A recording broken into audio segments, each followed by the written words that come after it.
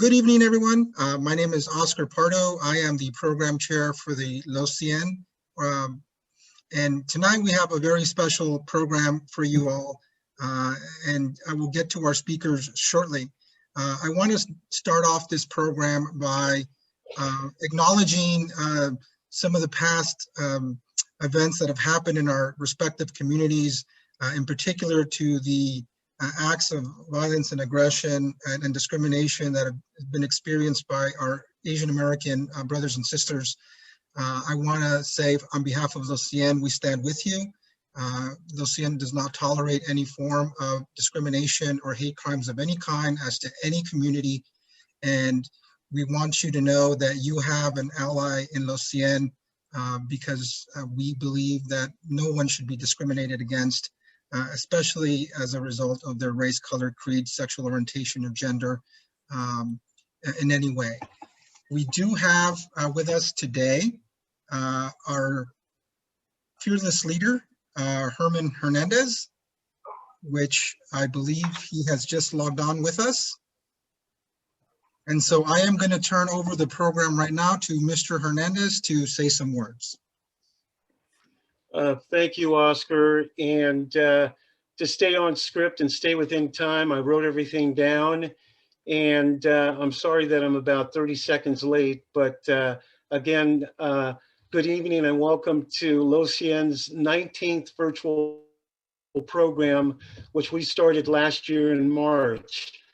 As Oscar said, I am Herman J. Hernandez, chairman of the board of Los Cien. It is with much excitement because I'm out of the dark and had some major surgery, a dental surgery, and I'm excited and have the honor to have you join Los Cien at our casa, which is your casa. Our conversation this evening are with two very hardworking congressmen, Congressman Thompson and Congressman Huffman, who will share the latest updates and presenting this evening from Washington, D.C. And I can assure you that the time that we have set for this program would never be enough time to hear all they could share from D.C. this evening. Thank you again for joining Los Cien, and they will soon be introduced. If I didn't kind of go off script just a little bit, I wouldn't feel right. It's been a long year and 12 days since I've engaged in person with so many of you, and just know that I truly miss you all.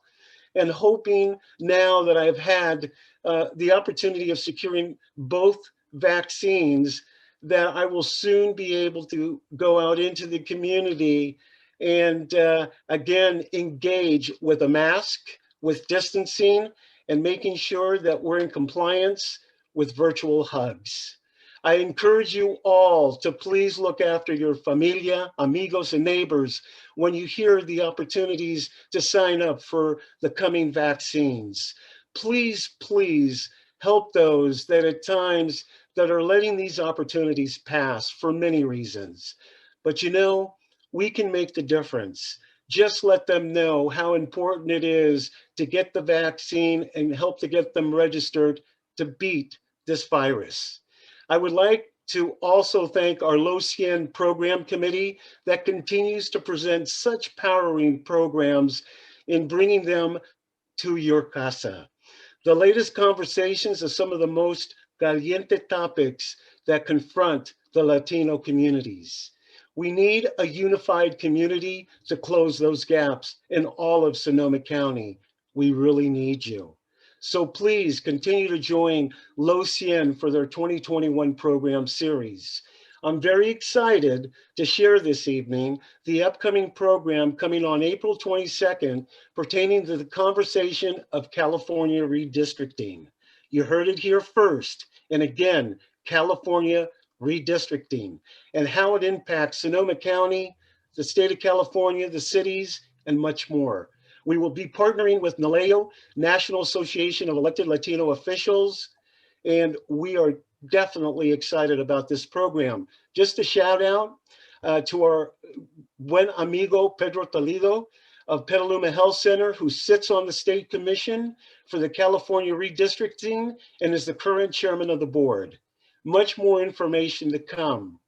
A shout out, my last shout out, to Senator Mike McGuire and Erica as they celebrate the birth of Connor Michael McGuire.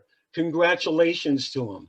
At this time, I would now like to introduce this evening's moderator, Oscar Pardo, who is the co-chair of Los Cien Program Committee. We are very thankful of his leadership, as well as his co-chair, Pam Channer. Gracias. And I now give you Oscar Pardo. Thank you. Thank you so much, Herman, for all your kind words and for your sage advice, especially when it comes to vaccinations and continued masking and social distancing measures to get us through this pandemic as safely as possible. Tonight's program is being translated via Zoom. If you'd like to hear that translation, go to the bottom of your screen. There is a little globe. You can hit that translation button and you will hear translation by our own Betsy Chavez, who will be doing it there. If you have any questions to provide for this program, please do so either in the chat or in the Q&A on the Zoom format. I will be monitoring that and presenting your questions as best as I can to the Congressman. If you're on Facebook Live, we have someone monitoring the Facebook Live stream who will be able to take those questions and forward them to me. We'll try to get to as many questions as possible. So thank you so much in advance for your questions. So let's start with some introductions. I know these gentlemen are well known to Los Cien, but it always amazes me the amount of hard work and dedication that they've put in, and I see it every time. I see their resumes continue to build. So first off, we have Congressman Mike Thompson. He represents California's 5th Congressional District since 1998. The district includes Napa, parts of Contra Costa, Lake, Solano, and Sonoma counties. And prior to serving in Congress, Congressman Thompson represented the 2nd District in California State Senate. He is a member of the House Committee on Ways and Means. He serves as the chairman of the Select Revenue Measures Subcommittee and is a senior member of the Health Subcommittee. He has also been a co-author of Comprehensive Immigration Reform, some of which we may touch upon today. He has also worked to ensure equal rights for same-sex couples and co-authored legislation to give state and local law enforcement the tool they need to prosecute hate crimes based on sexual orientation. Congressman Thompson's #1 priority in Congress is to create jobs and grow our economy, and we would very much appreciate that in these times post-COVID. I want to say post-optimistically. Congressman Thompson, thank you for joining us today. Oscar, thank you very much for the kind introduction. Thanks for including me, and thanks for arranging it so Jared and I could be together. I think we have a good partnership, and we work well for all of the priorities that the collective we share. And Oscar, thank you in particular for what you said in the beginning, denouncing hatred and discrimination. What we've seen across the country in the last little bit of time is terrible. The focus on Asians is despicable, and what we saw at home in Rohnert Park when some cruel person said the mean things they said about the vice mayor of Rohnert Park. That's not who we are. There may be some amongst us who are, but they do not reflect the values that we share collectively. So thank you for mentioning that. And Herman Hernandez, it's great to see you, my friend. Thank you for your leadership. Thank you for starting this great group. And we're glad to hear that you're on the mend. And we too look forward to seeing you very soon. I was asked to talk a little bit about this relief bill that we worked on for so long and so hard, and what it means to our area. And I'm going to kind of do the 30,000 foot stuff, and Jared, I know, has some things to add. then maybe we can just get right to the questions. Yeah, But, Congressman, before I have you go into it, and we will get into it shortly, let me just formally introduce Congressman Huffman, and then you guys can take it away. okay. All right. So Congressman Jared Huffman has represented the 2nd Congressional District since 2012. It's a district that spans the north coast of the state, from the Golden Gate Bridge to the Oregon border, quite an extensive region. He currently serves on the Committee on Natural Resources, the Committee on Transportation and Infrastructure, and the Select Committee on the Climate Crisis. During his 4 terms in Congress, Congressman Huffman has built a reputation as a progressive leader and an environmental expert. He's committing to ensuring our communities are resilient and to the effects of climate change. Prior to his legislative service, Congressman Huffman worked as a senior attorney for the Natural Resource Defense Council, as well as a public interest attorney with victories in the area, major victories in the area of gender discrimination and race discrimination trials. Distinguished panelists, the floor is yours. Thank you, Oscar. And Herman, you look great. Betsy, thanks for the translation. I'll await my part of this tag team when Mike Thompson is done, but thank you all.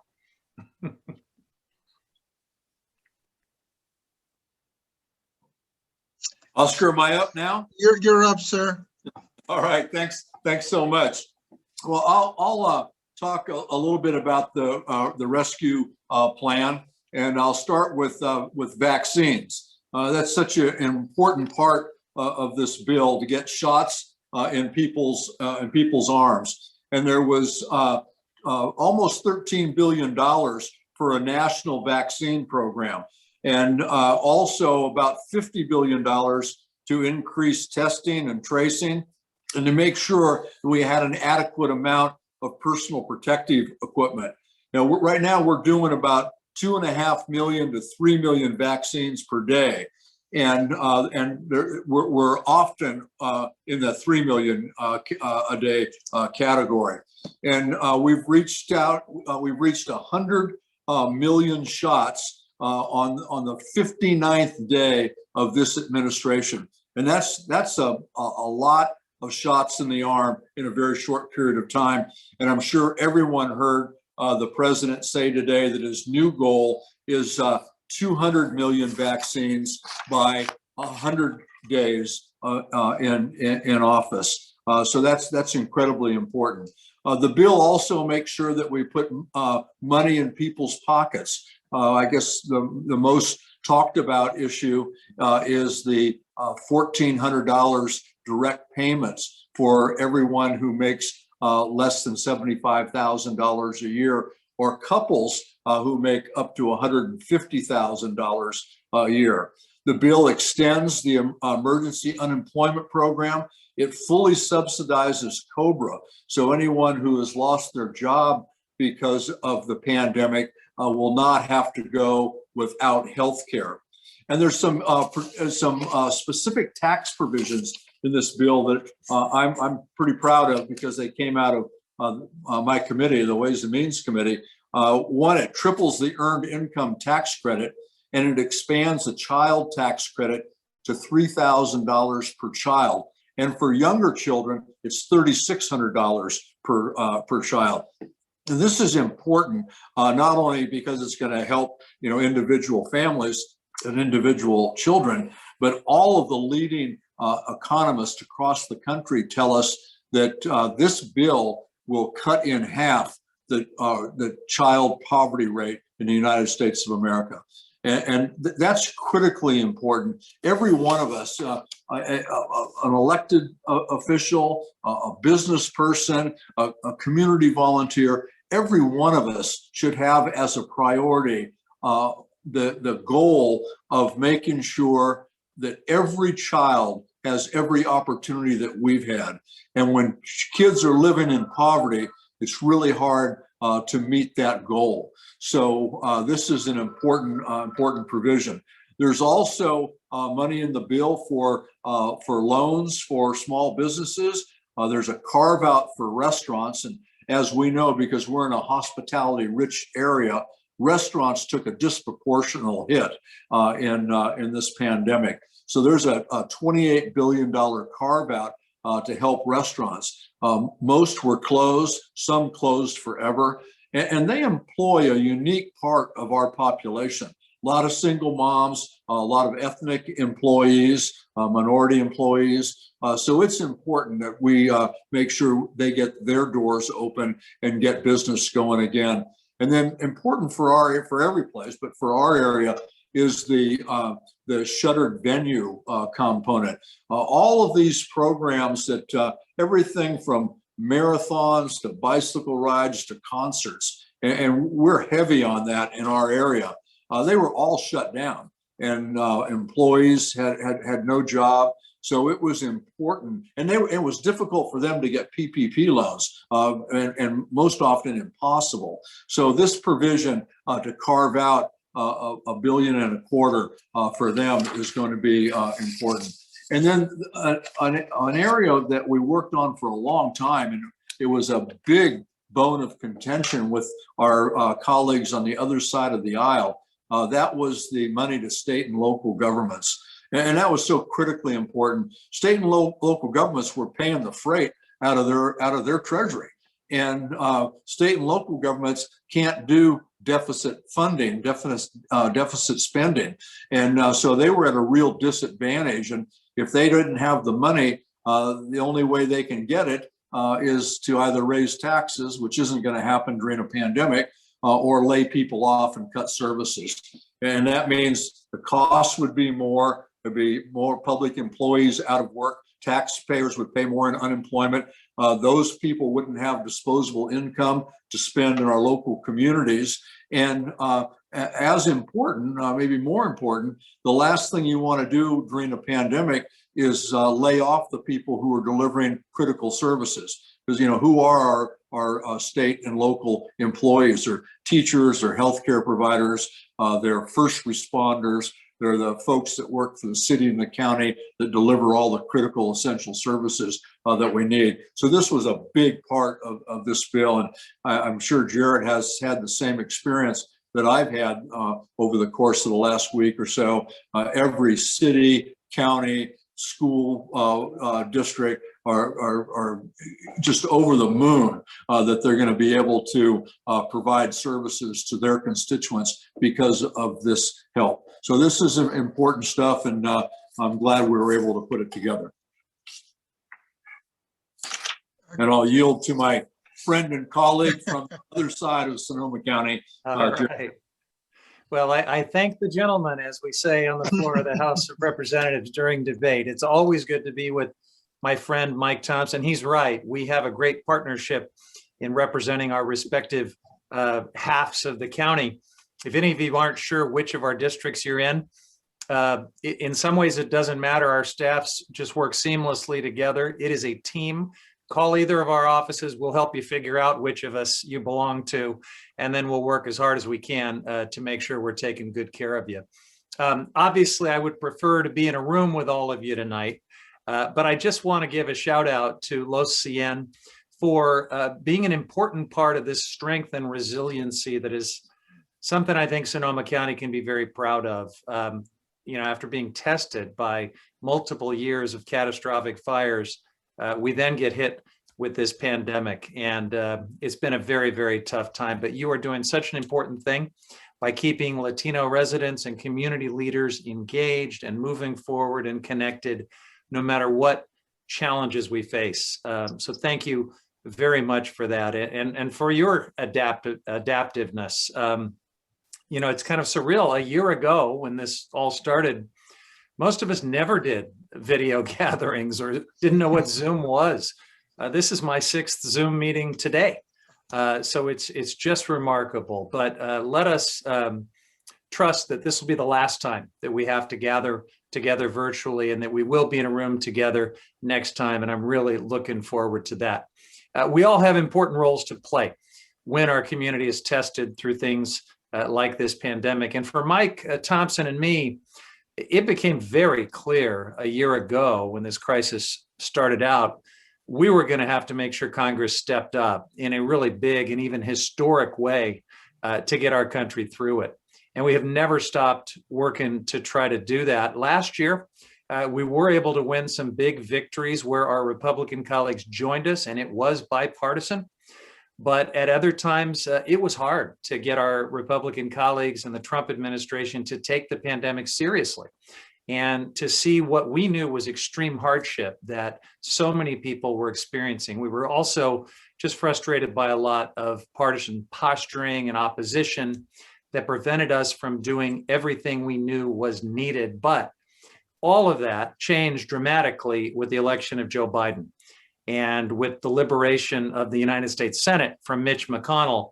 And I really want to commend Joe Biden, not only for putting excellent people in positions of responsibility and then taking accountability for crushing the pandemic, but for making this his number one goal for his first 100 days, staying focused like a laser beam and resisting the temptation to play small ball.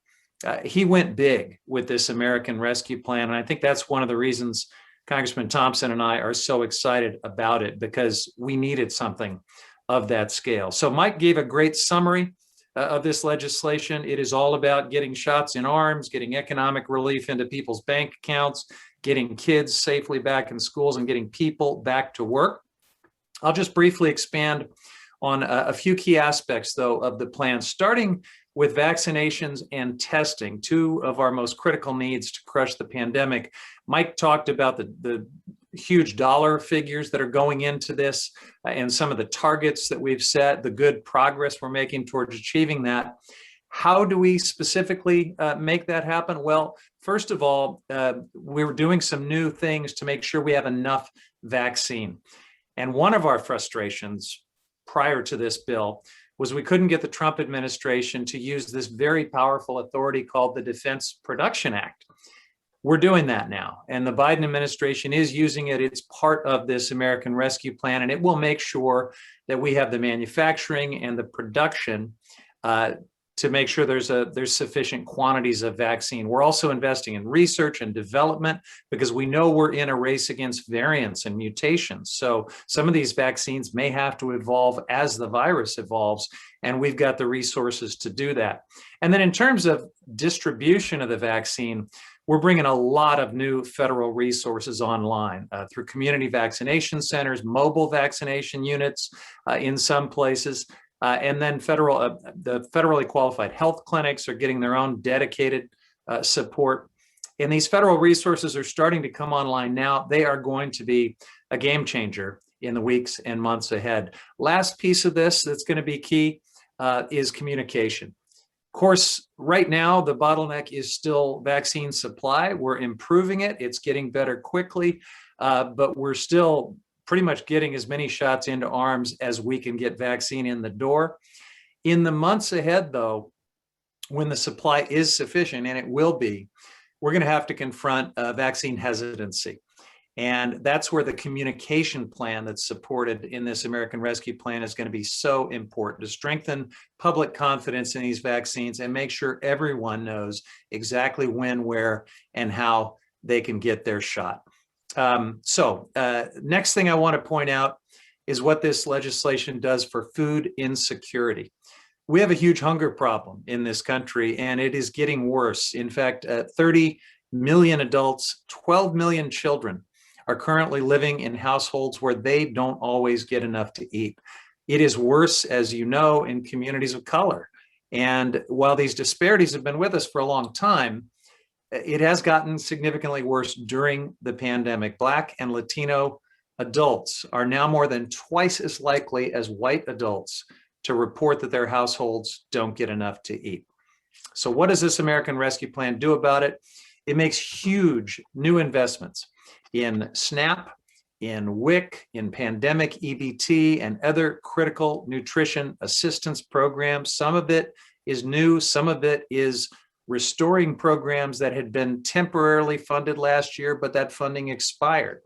We're expanding access to USDA's Child and Adult Food Program at emergency homeless shelters to make sure that more young adults can access the nutrition support they need. And then finally, I want to talk about housing.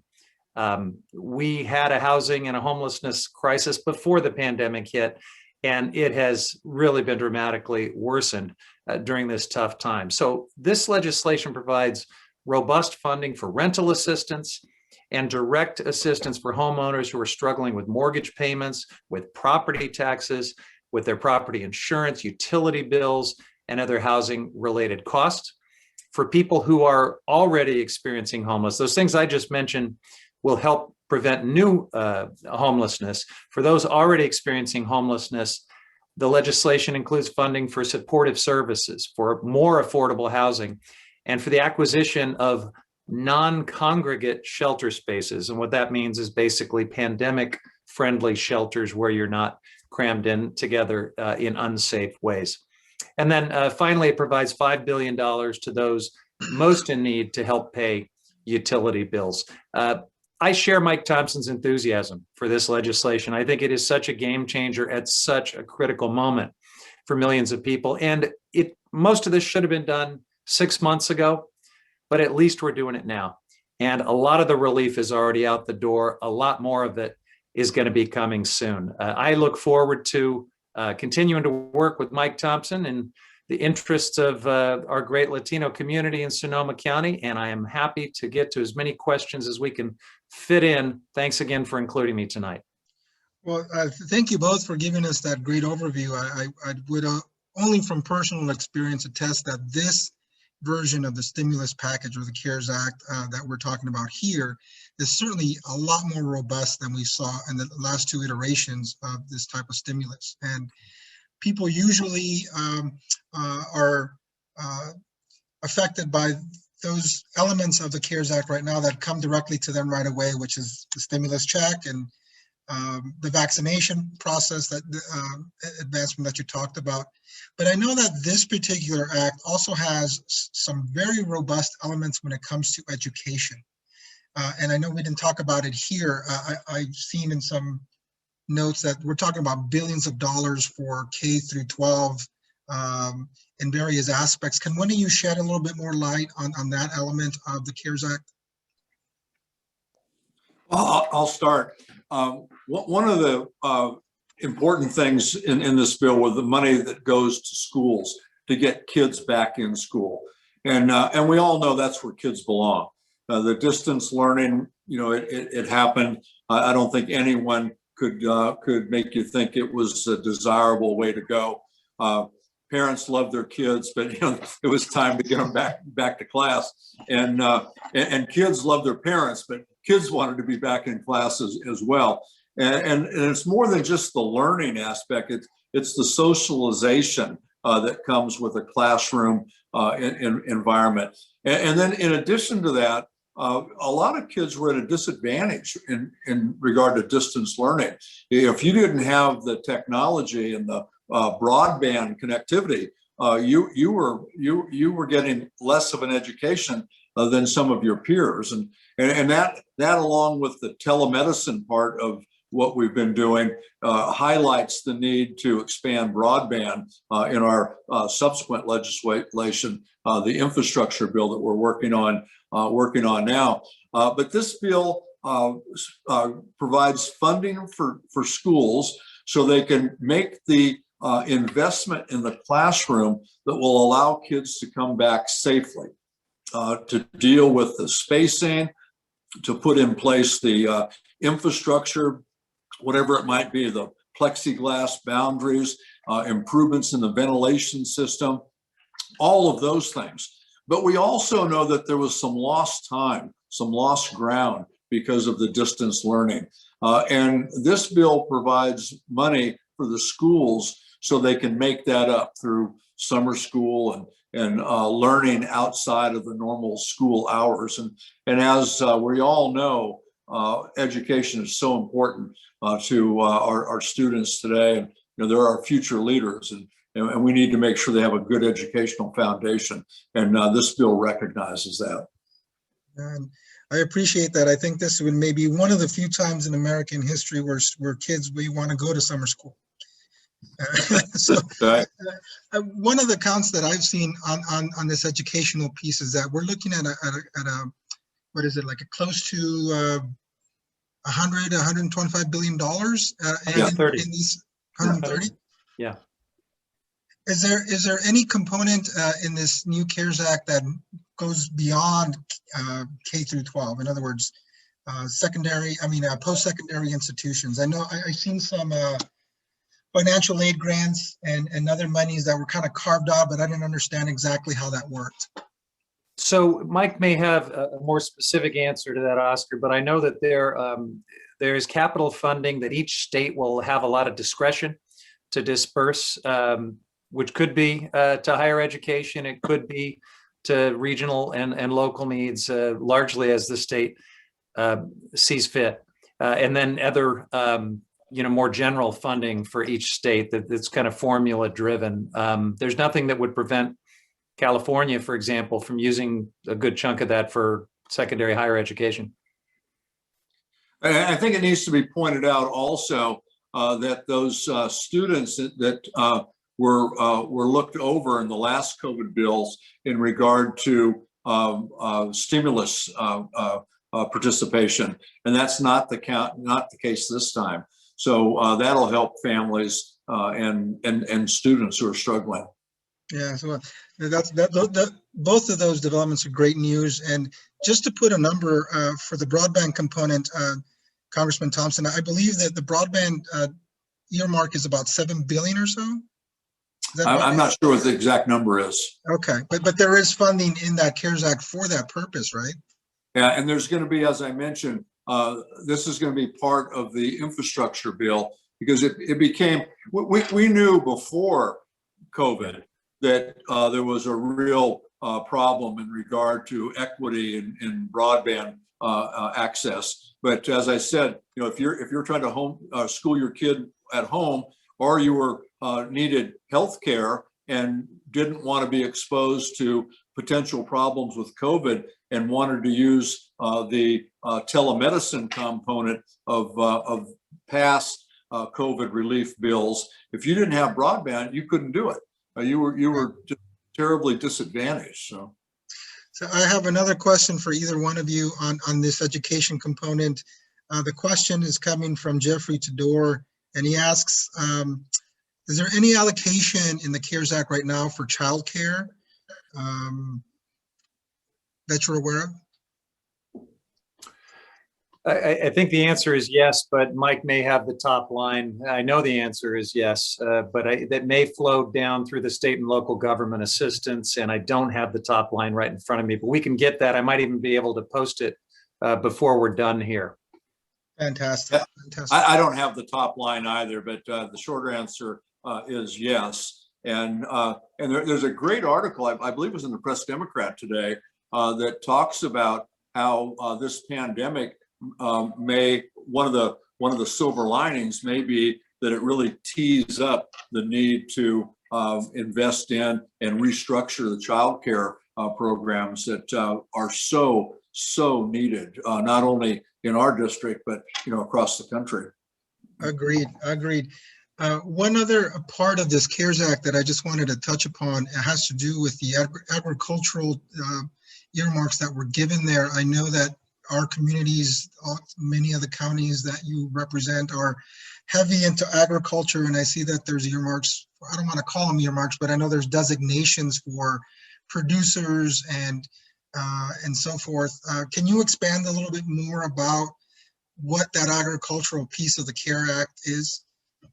Well, I can tell you that all of the COVID bills have had an ag component. There was a little, after the first one was passed, there was some straightening out that had to happen to ensure that producers could get access to some of the grants and loans that were made available. But we have been able to fix that. There are ag monies and business loan monies that are available. There's also been an effort to address some of the fallout from the last natural disaster that really has affected agriculture in our area. And that's being worked on in a subsequent piece of legislation, but hopefully that will be passed soon. That will provide help to a lot of our growers. I don't know that anybody really realizes how hard our producers were hit during this last disaster, but there were so many grapes left on the vine. They just weren't pickable because of they were ruined because of the smoke taint. And we know when I had a quote unquote family grower and textbook perfect example, two brothers that farm in Sonoma County, and both of our districts. But there's two brothers, and they left $6 million worth of grapes on the vine. That means they paid for those grapes up until that point, and then there was nothing to get out of them. So we really need to be aware of this and help any way that we can. Oscar, could I circle back with just a little more detail on your previous questions on higher education? The amount that is specifically dedicated to higher ed is actually pretty significant. It's $40 billion. And there is a condition attached to that. Folks, institutions that receive it have to dedicate at least half of it to need-based grants to students who have suffered hardship during the pandemic. So I think that's really good news. And then a provision was added to make sure that future loan forgiveness, we haven't gotten around to that yet in this Congress, but it's something that we hope to, because we know there's a lot of student debt. But there's a provision in this law that says future student debt forgiveness will not be taxable income. So I wanted to get those two in. On childcare, the top line number we were talking about is $39 billion, which is also quite significant. And then there's also some help through the tax code, because there's a child independent tax credit that is intended, very much to help address the burden of childcare costs. Right, including the sort of the earned income credit that you mentioned earlier, right? Yeah. Things like that. So, switching gears a little bit, but kind of dovetailing off this agricultural component, I know the House has passed two immigration bills recently, one affecting the Dreamers and one affecting the farm community. Can one of you speak a little bit more about those bills, maybe one and one, or however you want to split them up? So I'll jump in quickly, because I think particularly on the visa, ag visa bill, Mike is going to have a little more detail on it. I support comprehensive immigration reform. So I have supported it for a long time. I will continue to support it in this Congress. But what we've been able to pass out of the House so far are significant pieces, not the whole of it, but significant pieces, starting with relief for the Dreamers and for TPS folks. It is significant. I think it's 1.5 million people when you add all of that up. And then when you throw in the ag workers and the visa reform, that too is quite significant. So legal status for millions of folks. And the good news is we've now got an administration that actually is compassionate and cares about these things and wants to keep families together. So I think we can get this done. The politics of the Senate are always nebulous, but I think we're going to actually continue to do more good work in the House and continue to challenge the Senate. We could get any and all of this signed by President Biden if we can get through that Senate. Right. Well, I'll just add, Jared is absolutely correct. We need to do comprehensive immigration reform, and both of us support that, and we always have. The idea was for the House to send the Dreamer bill and the Ag Worker bill over to the Senate with a strong bipartisan vote. And we're able to do that, and then follow up with the Biden immigration bill that's being led by our California colleague, Linda Sanchez, and then send that over to the Senate with the hopes that the Dreamer bill and the Ag Worker bill would provide leverage so they could combine everything and do a comprehensive bill. I don't want to be I don't want to cast a cloud here. I don't want to rain on the picnic, but it is looking like that is going to be a real tough lift. And I think I'm probably being kind when I say it that way. But I think we do have a real strong possibility of having the Senate pass the Dreamer bill and the Ag Worker bill. I think that it's going to take pulling a rabbit out of the hat to get the other one. But I think we're going to make a real good progress, and it'll be a huge step in the right direction. And I think it's going to be like a lot of other important bills that we've worked so hard on, that when we sent them over to the Senate when Mitch McConnell was running it, they didn't even get a hearing. I think we're going to get hearings on these bills. We're going to get votes on these bills. And I believe it's going to create a juxtaposition to the American people that, like, hey, this is what the House did, and this is what the Senate almost did. And if you double down in the next election, these are all policy measures that can, in fact, be signed into law. So, we're not going to stop working on this, Oscar. You know that. We're committed to this. We've been working on it. I know Jared's been working on comprehensive immigration reform ever since he came to Congress, because I have been, and I was there before he was. So yeah. we're in on this, and we know how important it is, and we want to make it work. Right. And thank you both for all your efforts. I was in my little time to research this. I did see that for the Farm Workers Workforce Modernization Act, both of you were co-sponsors to that bill. So thank you so much for all your work there. In looking at, I don't know, let's play hypotheticals here a little bit, and looking at these two bills as they move towards the Senate for debate, is it, I know you give us a little snapshot here, is it your feeling that both bills will pass, or will there be some kind of a filibuster move to knock them out, or gut out some of the paths to citizenship that are in there now?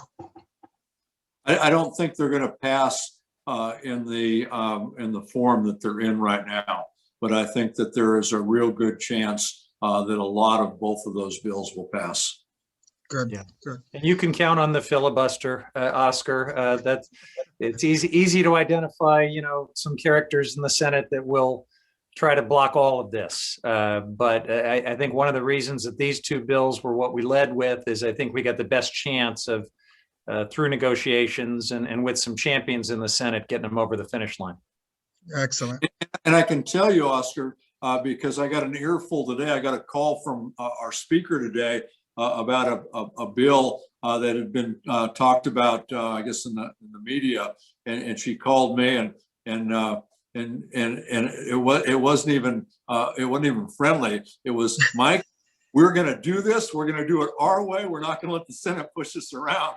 So you've got a Democratic Party in the House that we've worked really hard to get these bills out, and we didn't do it.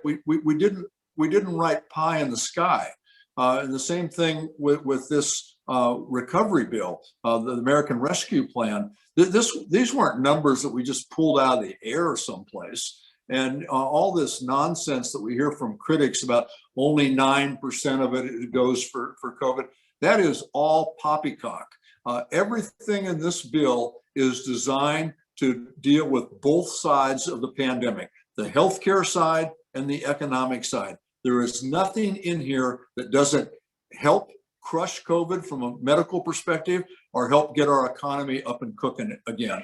And you can say the same thing for the other pieces of legislation that we're working on. Everything that we're doing has a particular focus. We want to make people's lives better, and these pieces of legislation do it.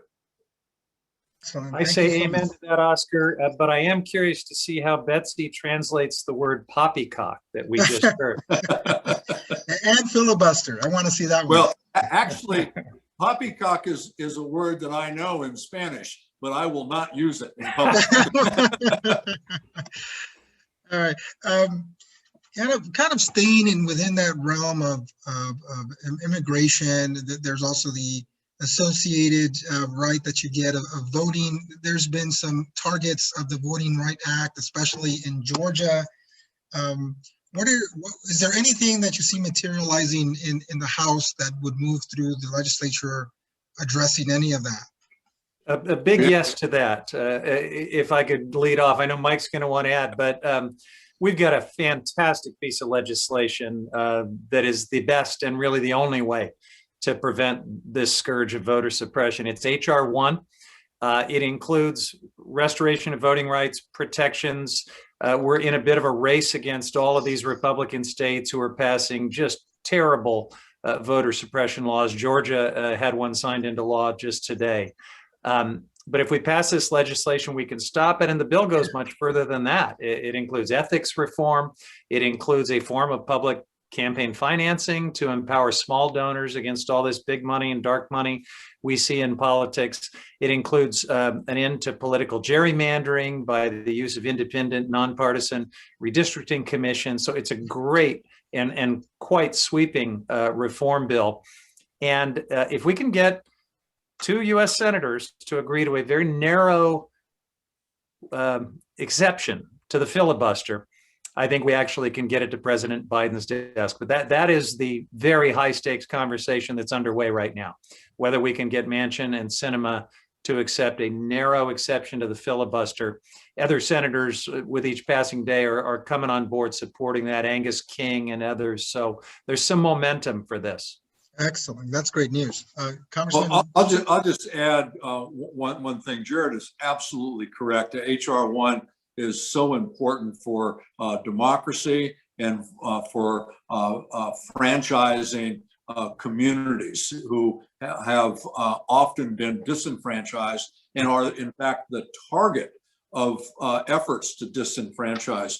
Jarrett mentioned what Georgia did. Georgia's been removing voting places, and in places where there's a large minority population, making it tougher for people to get to get out to vote, putting those polling places further away from these ethnic communities where it's harder to get to, no public transportation, etc. One of the provisions in the bill that they just passed disallows anybody from providing food or water for anyone standing in line waiting to vote. And it's interesting because in these minority districts, the lines stretch out for hours, and you can't go provide relief. You can't, give somebody a bottle of water. You can't give them a bag of trail mix or a sandwich. And it's amazing to me because, and I know Jarrett operates this way, but if I have a situation where somebody doesn't think that I'm doing everything I should do to earn their vote, I want to know what the problem is. If they're just way out there on the fringe and way out of our line of thinking, it's one thing. But reasonable people, you want to engage with them, find out what you can do, how you can work together, how you can help them. The Republicans are doing just the opposite. If they don't win an election, they disenfranchise those voters. They just take them right out of the mix. And that's not what America is about. So HR 1 is an important piece of legislation. Well, thank you for covering that. In the same area as well, immigration, we've talked about the 2 measures in the legislature that passed, and now this, and the current, let's call it a crisis at the border with minors coming in, which is what I hear is the majority of the folks who are coming in. Can you touch upon that a little bit and let us know your thoughts on that? Sure, I'll start. Okay. First, I want to tell you a story. Last year, I went down to the border to witness what was, I guess the year before last now, to witness what was going on down there. And when I came back, I was over on the floor. We were voting, and the chief consultant to the Veterans Committee was over. We were talking about some legislation I was working on, and he said, "I saw that you went down to the border. What do you think?" I gave him my take on it, and he said, "Well, he says, I'm from West Virginia, so I'm from a little town in West Virginia."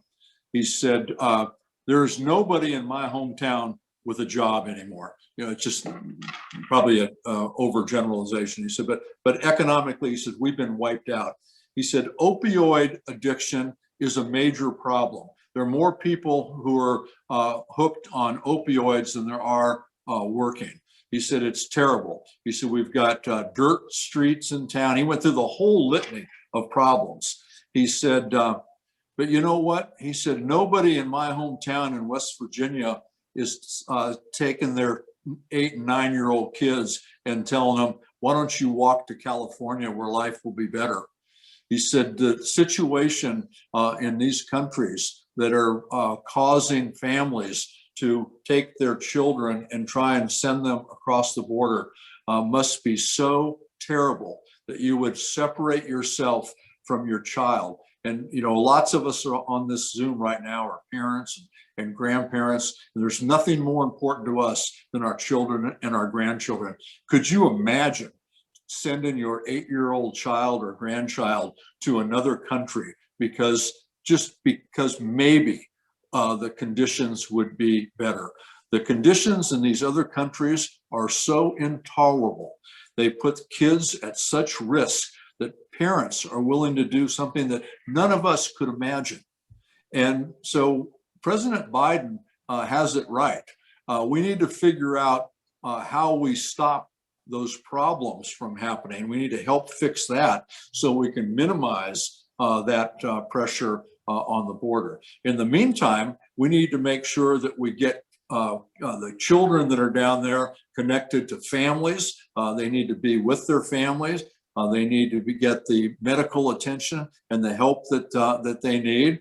And it's going to be a tough lift. And it didn't happen, notwithstanding what Fox News says. And believe me, I was going back and forth in the news, and all the other stations were talking about the terrible shooting in Colorado. You turn to Fox News, it was like, no news in Colorado, let's talk about the border and Biden's problem on the border. That was a problem before Biden was elected. It's admittedly a bigger problem now, but I feel much better that it's this administration engaging working on this problem than I felt we had with the last administration. Yeah.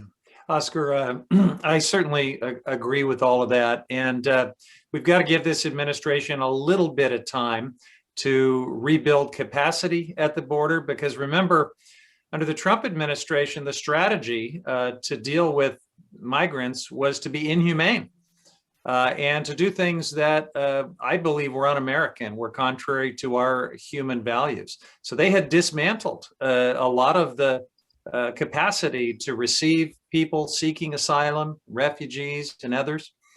We've got to rebuild that, and we've got to do it in a pandemic where you need spacing. And so right now, some of the images we're seeing and the reports we're hearing are obviously unacceptable. We have to do a lot better. But there is a very genuine effort underway to address that and to do it in a humane way. Our Republican colleagues just seem to think the only answer to these situations is to just be so inhumane that no one will want to come to the country. And they tried that for 4 years. It didn't work. Immigration continued to increase. In fact, these scary caravans that they talk about on Fox News, that began and increased under the Trump administration. So we're doing it the right way, I believe, and we're going to push the administration. But I do think that they're on track to get this right. Excellent. That's great news to hear. I want to Oscar, yes. I just say, I remember as a kid, my grandmother and grandfather telling me why they came from Italy to the United States. And they painted a pretty dim picture of what life in their little village was like, and how they saw an opportunity here to come over and live the American dream. And little Italian girls were not being raped, and little Italian boys were not being murdered. So it was bad in another way that caused people to move their families, but the conditions today are even worse. Agreed. Being respectful of both of your times, and thank you for being with us tonight. We have about 5 minutes left, and I know that there's so many more topics that I wish we could cover, but I want to give at least some space to discussing or getting your thoughts on climate change and infrastructure issues. So however you want to divide those two issues, why don't you give us some notes? Maybe I'll lead off and then let Mike be the cleanup hitter and have the final word, which is fitting, I think, to my senior colleague. So I work a lot in this space. I'm on the Select Committee on the Climate Crisis. I'm on the Transportation and Infrastructure Committee, and it is a busy time. I was just on a Zoom hearing with new Transportation Secretary Pete Buttigieg this morning, talking about some programs and priorities for my district. But I think it is the infrastructure, not just transportation infrastructure, but broad infrastructure needs, including broadband and housing and many other things, is next up. And it's going to be big and bold. It will also need to be green. That is a commitment that my congressional colleagues and I bring to this. And thankfully, President Biden has been very clear on that as well. We got to tackle infrastructure while we tackle the climate crisis. And we got to do it in an equitable way because we know that the climate crisis, the impacts of climate change have been felt disproportionately by communities of color. And as we go forward, we need to address that and also make sure the opportunities in these investments are shared equally by all of our communities. So I'm very excited about it. I think, there's an open question as to whether this will be bipartisan. A lot of Republicans will work with us on some aspects of our infrastructure needs, on roads and bridges and things like that. They don't usually like to raise taxes to pay for it, but they're pretty comfortable with at least talking about investing in those things. When you start trying to do it in a green way, in an equitable way to address these injustices, that's where a lot of them drop out. And we have to do it that way. We have to get this right. This is a real moment where you have economists and, the head of the Federal Reserve Board held over from Donald Trump, outgoing members of Trump's Treasury Department and other officials who are now a little more liberated to talk candidly. They're all telling us, you got to go big, borrow our own money at 0% interest and do this once in a generation thing on infrastructure. We've got to do it. I want to do it for climate and equity purposes. And I'm pretty confident it's coming, maybe by way of another budget reconciliation vote so we can get around that filibuster, though. Well, I'll just add a couple things. I agree with what Jared said. Infrastructure is important, and it's not going to be. You remember that old commercial when years ago when Oldsmobile was trying to rebrand, and they said it's not your father's Oldsmobile. Well, this won't be your father's infrastructure bill for all the reasons that Jared mentioned.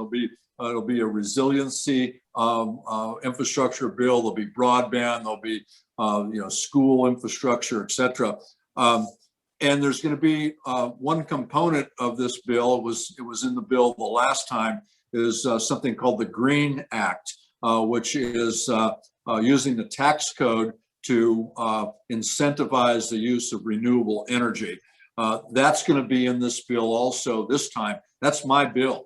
That's my bill. It's has the every Democratic member of the Ways and Means Committee has co-authored that bill. It was in DeFazio's bill last time. It's teed up to be in there this time. And I got a message just before getting on this call from Secretary Yellen's office by one of her deputies that said, don't take your foot off the gas on the Green Act. It has got to be in this bill. So that's encouraging. And speaking of encouraging, I'll add one more thing. Some of you may know, but a few years ago, I started something called the Student Leadership Council, where it's open to all high school students in my district. And we have great participation. It's made up of students. It's run by the students. And my staff and I help facilitate it, but we bring in speakers for them to encourage them to get involved in the public sector and to get involved in government. And they kind of chart the way they want to go, and they end it by doing a project, and they decide what their project is, and they decide the topic. And this year, this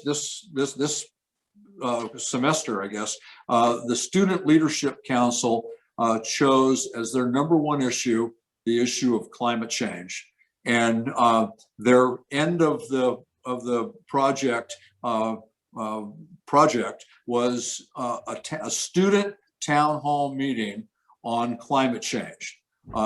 They wanted two panelists. They wanted a climate change expert, and they wanted a politician with policy experience. And so I drew the politician straw.